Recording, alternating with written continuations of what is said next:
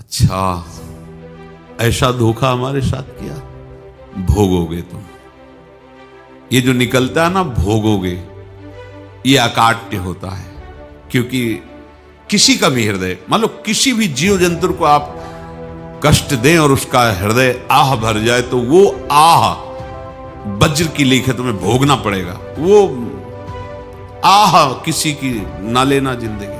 कोई ऐसा कोई आह भर करके कह दिया तुम समर्थ हो, हम तो कुछ कर नहीं सकते, और अंदर से दुख, फिर तुम्हारी सामर्थ्य काम नहीं करेगी, मिट्टी में मिला देगी। ऐसा नहीं कि आप जो कर रहे हैं कोई देख नहीं रहा, कोई हिसाब किताब नहीं, जो कर रहे हैं अवश्य में भोक्तव्यम, बहुत सावधान।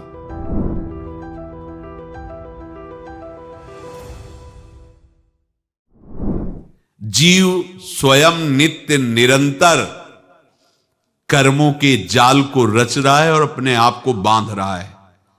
आपको मुक्त होना है, बंधना नहीं है। जीव का जन्म कर्मों के अनुबंध से होता है, कर्मों के बंधन से होता है, और उसको अपना ऋण चुकाना होता है। कर्मानुबंध ये बहुत सूक्ष्म विषय है। जैसे आप जिस परिवार में जन्म लिए हैं, तो उस परिवार के लोगों से आपका ऋण है, इसलिए उसी परिवार में आप आए हैं। और ऋणानुबंध, उसको बिना चुकाए या बिना वसूल किए आप वहां से जाएंगे नहीं। आपको लेना है तो वसूल करना है, और देना है तो चुकाना है। ये पूर्व के जन्मों से निश्चित किया गया है। जैसे किसी के यहां पुत्र हुआ, जन्म से ही पैसा खर्चा शुरू हुआ, जो बड़ा हुआ तो उद्दंडता के द्वारा मार पूरे परिवार को क्लेश पर क्लेश देता चला जा रहा है। ये तुम्हारे कर्म का फल है। या ऐसे शक्तिहीन बुद्धिहीन ऐसे पागल पूरे जीवन सेवा करो, तुमसे अपना हिसाब चुकाने के लिए वो आया है। अब परिवार के जो सदस्य जुड़े आके, मतलब पत्नी आते ही पूरी हृदय में आनंद, परिवार में आनंद, और जीवन भर वो आनंद ही सुख देने के लिए उसका जन्म हुआ। वो अपना ऋणानुबंध मुक्त, और आते ही भयंकर क्लेश खड़ा कर दिया, बीच में दीवाल और झगड़ा वैसा, फिर अतरे दिन मारपीट शुरू, कलह अशांति, पूरा जीवन नरक हिसाब करने आए। यहां ऋण चुकाए बिना कोई जा नहीं सकता, ऋण चुकाना पड़ेगा। किसी का ऋण वसूल करना है तो किसी को ऋण चुकाना है, दोनों काम करने होते हैं। अनेक जन्मों में अनेक लोगों के साथ हमने जो बर्ताव किए हैं, अच्छे या बुरे, वो होंगे। अब किसी आदमी को हम जानते नहीं, अचानक मिला, अचानक टक्कर लगा और मार पीट गाली गुप्ता सब कर दिया, चुपचाप सह लो। क्यों? ये आपका हिसाब है, पूर्व का हिसाब। हमारा उससे कोई द्वेष नहीं, कोई संकल्प नहीं। अचानक घटना घटी और हमसे द्वेष करने लगा, हमें पीटने लगा, हमें गालियां दे, ये हिसाब है, चुपचाप सह जाओ। अपने घर का भाई ही भारी दुश्मन बन गया और क्लेश दे, हिसाब है।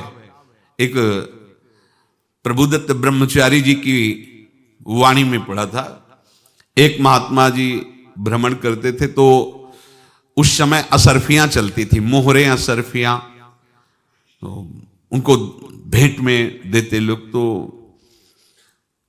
या तो ठाकुर सेवा में लगे तत्काल, या संत सेवा में तत्काल लगे, उसका संग्रह करके डोलना ये ठीक नहीं है बैरागी के लिए, सिद्धांत में ये ठीक नहीं है। तो जब 2, 4, 6, 8 ऐसे मोहरे हुई, तो उन्होंने विचार किया कि और भ्रमण करके जब काफी मोहरे हो जाएंगी तो प्रयागराज में जब कुंभ पड़ता है, एक बार पूरे सब अखाड़े के संतों को, अलग अलग संप्रदाय सब संतों को बुलाएंगे और सबको पवाएंगे। अब साधु है तो यही विचार करेगा, और क्या विचार करेगा। तो उन्होंने ऐसे डंडा बनवाया, बेंत, जो ऊपर से चूड़ीदार और भीतर पोला, और मोहरे उसमें डालते गए। और भ्रमण, जहां जहां श्रद्धालु भगत थे सबके यहां जाना और इच्छा रखना कि एक मोहर तो दे दे दक्षिणा में। कामना कोई भी हो वो बांधती ही है, ध्यान रखना। इसीलिए प्रभु जो चाहे वो करे, अपनी चाह नहीं रखनी चाहिए, अपनी चाह प्रभु की चाह में मिला देनी चाहिए। धीरे धीरे वो छड़ी भर गई। भ्रमण करने वाले महात्मा चूड़ी लगाई, इंतजार करते रहे। जब प्रयाग का कुंभ पड़ा तो चले। तो रास्ते में एक गांव में पूछा जाता है, जैसे कहीं रुको कि कोई श्रद्धालु ऐसा है जो संत सेवी है। तो कुछ लोगों ने बताया, हाँ एक परिवार है बहुत संत सेवी है और आपको मिलाते हैं उनसे। हाँ ये महाराज घर में रुका,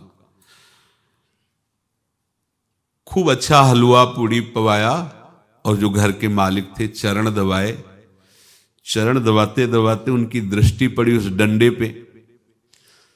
इतना मोटा और ऊपर से कुछ चूड़ी सी भी नजर आ रही, इस डंडे में तो कोई रहस्य है ही है। अब महात्मा जी को खवा पिला के सुला दिया। महात्मा जी जब सो गए तो पत्नी से धीरे से कहा, वो डंडा लाओ बाबा जी का। डंडा, वो चूड़ीदार जो ही खोला पलटाया तो सैकड़ों मोहरे। ऐसे संत रोज पधारे भगवान, तुम आनंद हो जाए फिर क्या। पत्नी से कहा, नाप के कंकड़ लाओ। वो तो महात्मा जी तो खाए खीर पूड़ी, आराम से सो रहे। रात में पूरी प्लानिंग करके उसमें कंकड़ भर के चूड़ी लगाकर सिराने रख दिया, सारी मोहरें हटा ली। महात्मा जी आराम से छड़ी उठाए तो वजन पक्का। वैसे बड़े लोग चतुर होते हैं, पर ये नहीं जानते कि कर्म कितना भयानक होता है। और उनकी कोई संतान नहीं थी, पर धन में इतना प्रेम उनको था। बहुत सावधान। साधु महात्माओं के पास जो अर्थ है, गृहस्थी अगर आता वहीं से है, पर अगर उसको जोर जबरदस्ती या किसी छल कपट से, तो वो उसका विनाश ही करता है। आज तक का प्रमाण है। अब उनको ये भाव पता नहीं होगा, या पता होगा तो लोभ के कारण वो उसको मान नहीं पाए होंगे।